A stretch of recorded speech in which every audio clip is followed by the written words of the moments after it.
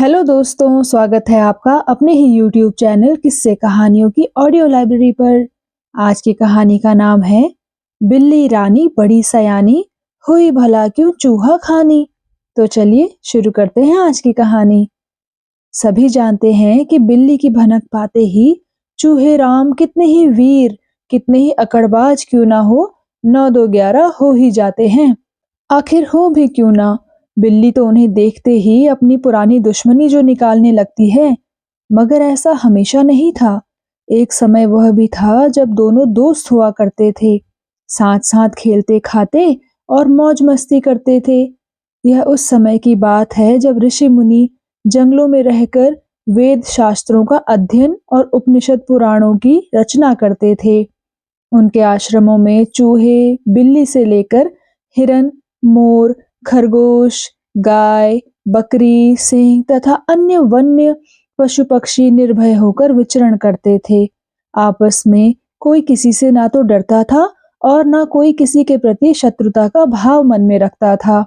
ऋषि मुनि भी प्रातःकालीन पूजा अर्चना के बाद सभी पशु पक्षियों को दाना पानी देते थे और दुलारते भी थे। किसी का हालचाल पूछते तो किसी की चोट पर जड़ी बूटी घिसकर लगाते।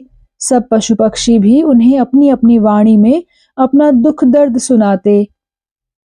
ऐसा ही एक आश्रम था सप्तऋषि आश्रम, हिमालय की तलहटी में गंगा के किनारे स्थित एक मनोरम स्थल। आश्रम के मुख्य ऋषि सर्वमित्र जब भी संध्याकालीन यज्ञ पर बैठते तो अन्य ऋषियों के साथ ही आश्रम के सभी पशु पक्षी भी उनके इर्द गिर्द आकर बैठ जाते। मुख्य ऋषि को मूषक नाम के चूहे से विशेष लगाव था, क्योंकि वह उनकी बातें बड़ी ध्यान से सुनता था।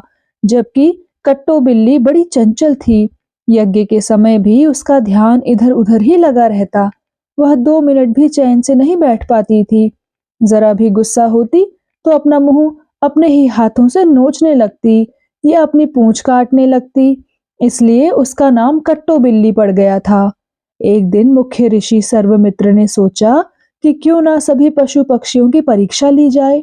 उन्होंने सबको अपने पास बुलाया और कहा, प्यारे पशु पक्षियों, बहुत दिनों से तुम सब हमारे साथ इस वन में रह रहे हो। रोज ही तुम लोग वेदों, शास्त्रों और धर्म कथाओं को सुनते हो। काफी कुछ तुम्हें याद भी हो गया होगा। आज मैं यह देखना चाहता हूँ कि किसको कितने अधिक मंत्र याद हैं। इससे यह पता चलेगा कि यहाँ जो धर्म चर्चा सुनते हो उसमें तुम्हारी रुचि है या नहीं, या एक कान से सुनकर दूसरे कान से बाहर निकाल देते हो। यह सुनकर पशु पक्षियों में हलचल मच गई। सब आपस में खुसर पुसर करने लगे। कुछ तो बड़े प्रसन्न थे तो कुछ चिंतित हो रहे थे। मूषक विशेष रूप से प्रसन्न नजर आ रहा था। उसे अपने ऊपर पूरा विश्वास था।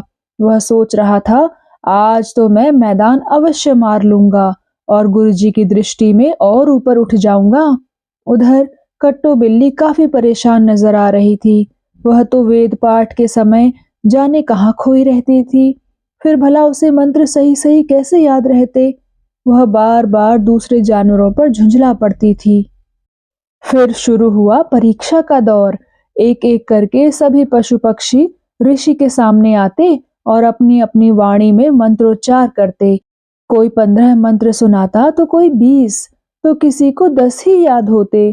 कोई मंत्र के शुरू में ही हकलाने लगता तो कोई बाद में।